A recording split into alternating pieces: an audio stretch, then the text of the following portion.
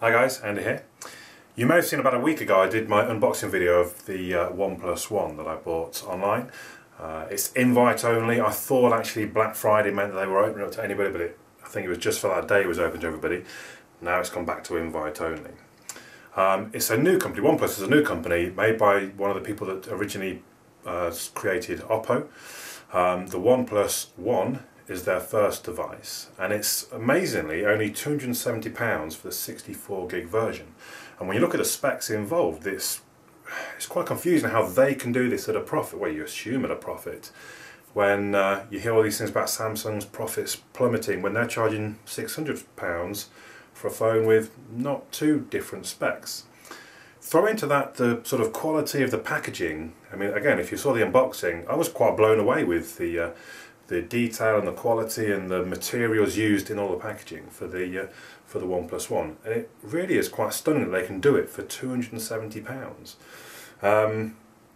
Anyway, I've been using it for about a week or so, and I figured it was time that I crack on and give you my review to tell you what I think about it. So here we go. So as I mentioned, actually one of the first things you notice is just the quality of the packaging that it comes in.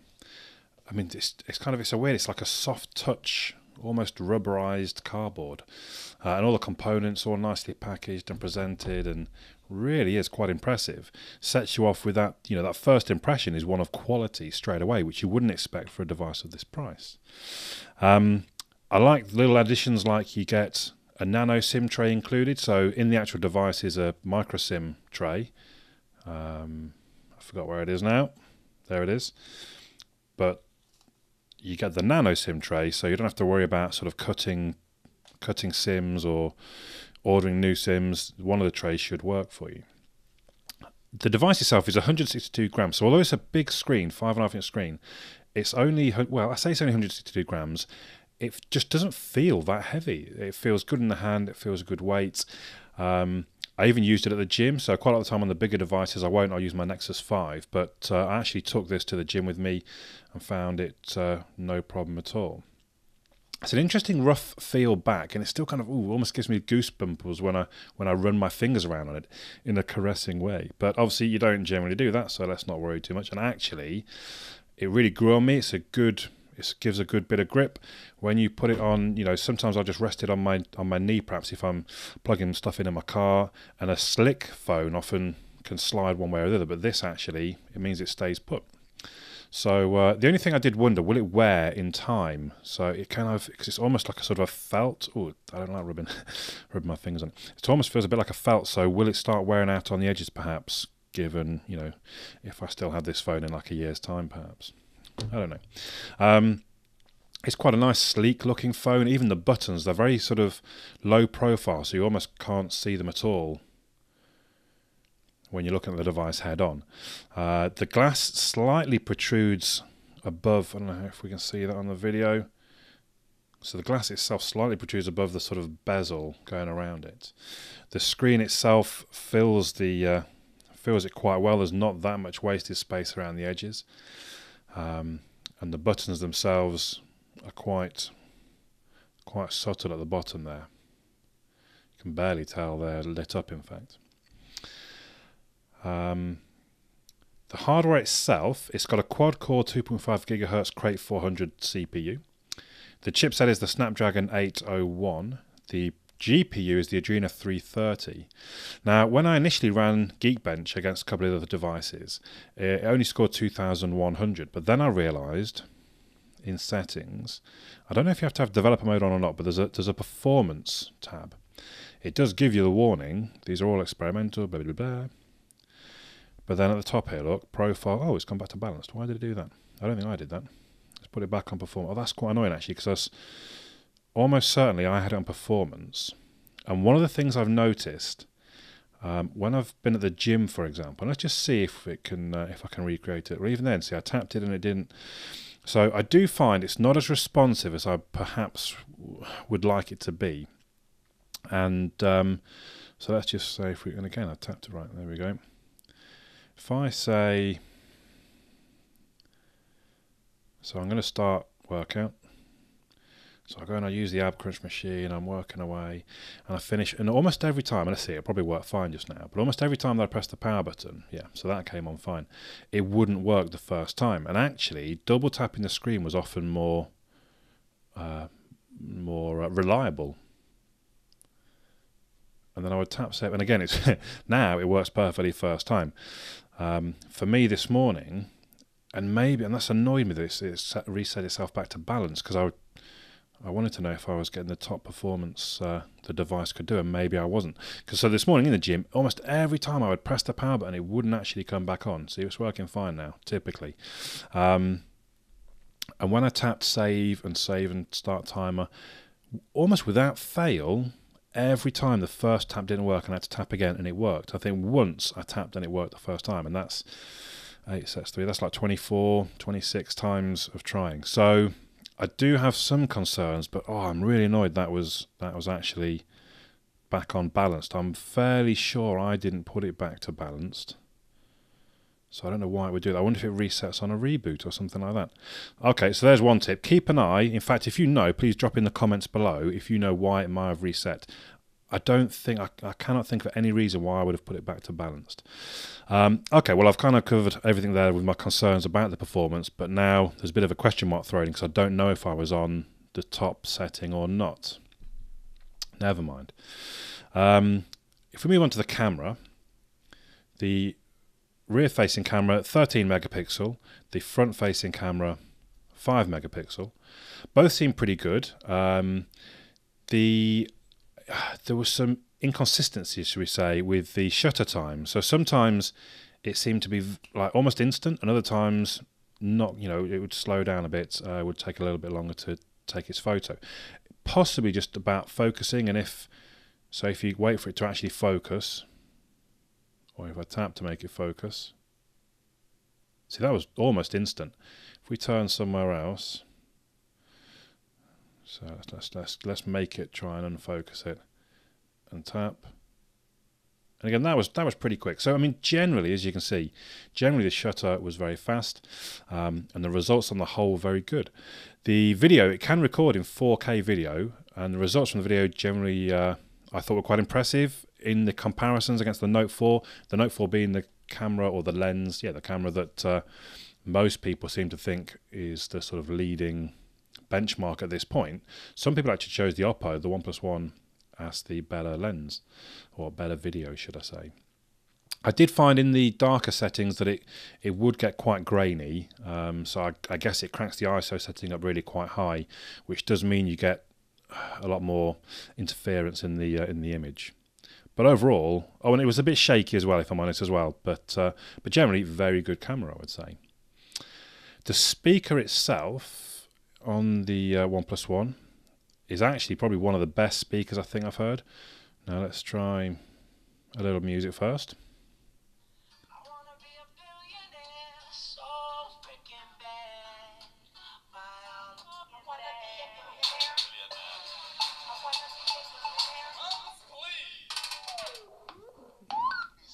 Let me show you how to keep the dice rolling when you're doing it again and again and again. And I'll be doing it to death, and I want to move a little paranormal. Now, for me, it's not about the music. I don't really generally listen to music playing from my phone, but it is about the podcasts, or quite a lot of time I do a phone call and I just put it on speaker because it's just easier to leave it on the desk and chat away to the phone. So safety has been part of Uber's messaging, and it is pretty damning that this happened with somebody who had been incarcerated previously for this exact thing. But I do tend to... And that, not only the volume, because the volume is probably one of the loudest phones I've used, but just also the sound quality of the voice. I think it's really good. I think that, Uber may be having to fall on its sword a little bit, and that it's a much, much larger problem. And like you said, victims in India and just women in general. So I'm fully aware that a lot of people really couldn't care about the speaker. I mean, it does have some importances. You might set an alarm, you might have a countdown timer going, cooking your dinner, and if it's not a nice loud speaker, you might not hear it, depending where you leave your phone, I suppose. But it really is one of the best speakers, I think, on a phone that I've seen. If we come back to the screen, so it's 1920 by 1080, which gives 401 pixels per inch. It's an LTPS LCD screen, and I actually think it's a really very nice screen. The colours generally come out very well. There's good viewing angles. Should we turn the brightness up a little bit just so we get the sort of full effect. Like I said, the colours, I think generally the colours are very good, very clear. And that's some video. Indoor, relatively low light. So that's more about the camera than the screen. But yeah, generally, this really very good screen. Obviously, it's not Quad HD, but then I'm not sure I see the necessity for that. The G3, the Note 4, the Nexus 6 all do have quad screen, but actually Quad HD. But if it means that the battery lasts a little bit better on this because it doesn't have it, then I've no real problem for it. It's not like you can look at that thinking, oh, look at that, it's very grainy and pixelated. It's not, it's 400 bleeding pixels per inch. Don't they say that the human eye can only see about 300 anyway? So, very good screen. I've got no problems, no issues with that at all. There was one point yesterday, and literally, it's the only time I've spotted it. I don't know what conditions I must have been in. I was in the shop, in the supermarket, and I could see the digitizer. I could see the little dots up and down the screen, and I don't know. I don't think I can even recreate it now. But quite odd. Never noticed them before. It must just been an angle of a certain light near me. It does have 4G or LTE, because it says at the top LTE rather than 4G, but not all of the bands on 3. So I'm not sure. Obviously, I don't use 3. I'm on EE, and I've got pretty good speeds. It was showing LTE a lot of the time. Definitely no issues there. But if you're on a different supplier like 3, you might want to check how yours fares. I do like tap to wake. And as I said, actually, it was more reliable than using the power button a lot of the time. Somehow, it did seem to turn itself off. I think maybe as I did an update. But it's quite easy. I've got the brightness up full blasted, haven't I? Let's turn that down again a bit. But it's quite easy to find. I think it was display and lights. Double tap to wake. I also really like, although I didn't use them very much, gestures on the screen off. So I'm going to draw a V on the screen, and it turned the torch on. I'm going to draw it again, and it turns it off. Well, that wasn't a very good V. Oh dear. Oh. Somehow I turn right.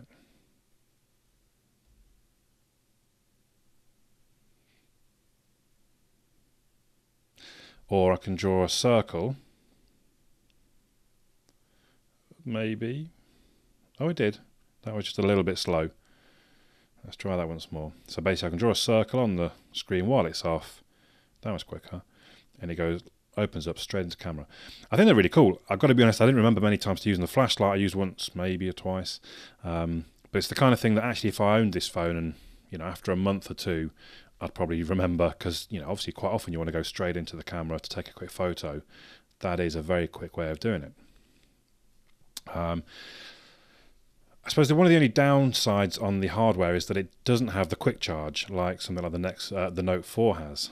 But having said that, does it really bother me? I mean, you don't even need to necessarily charge the device every night. The battery in this thing is 3,100 milliamp hours, which is becoming fairly standard, or standard on devices of this size anyway. And it is, I don't know, they've done an epic job with it, really. The end of one day, when I was just paying attention to what was going on.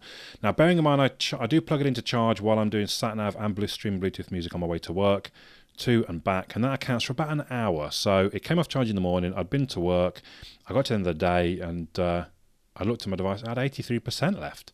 So actually, I didn't even bother charging it overnight. And even then, I tried using it yesterday without, sat-naving, streaming Bluetooth music, went to work, spent the day at work. Even then, it was only 70% after. Really very good battery, and it gets to the point where I think quite easily you'll get through a second day, even on the performance setting, or I think I was on the performance setting. So the battery, very impressive. I know a lot of people have commented how good the battery is on this OnePlus One. So, I mean, it's something that actually I don't know if we're taking for granted, but I know a lot of people talk about how they want to see advancements in battery technology.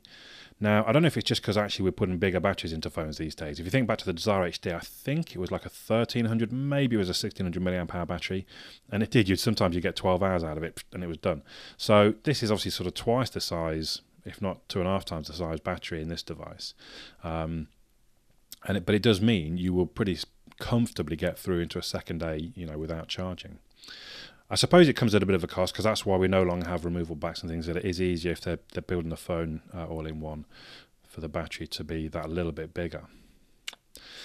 If we move on to the software, we're running a version of CyanogenMod here.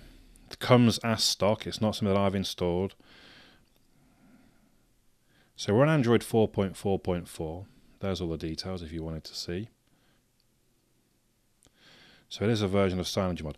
Now, the weird thing, it actually seems a little bit dated now when I look at it. I'm so used to kind of, I don't know, lighter or brighter versions of the OS, especially when I've been using Lollipop for a little while. And now actually when you look at this, I don't know, maybe I'm being a bit harsh. It just seems a bit out of date almost. Greys and, I don't know. It's good, it's fine, it's no problem. It doesn't seem quite as sort of hardcore as earlier CyanogenMod ROMs I used to use going back a year or two. But I guess they've tried to keep it a little more user-friendly. They've tried to keep it a little bit simpler. Maybe some of the features have been removed. I do like you get things like... Oh, maybe it's only when music's playing. You get a built-in graphic equalizer. So let's start up. Actually, we'll start up a podcast. I'm less likely to get... police this themselves, which is not the way it should be. I'm less likely to get taken off YouTube with a podcast playing. So if we turn it on, I need the lock screen, of course. Let's quickly. Just a sec, we've got some updates for you, but first I want to talk about smart things. I love smart things because smart things let you control them out of your home. So there we go. Lock immediately. So I did have it set to. It would wait 5 minutes before it put the lock screen on. So there we go. You get full lock screen graphic. I love the sort of out of focus image behind.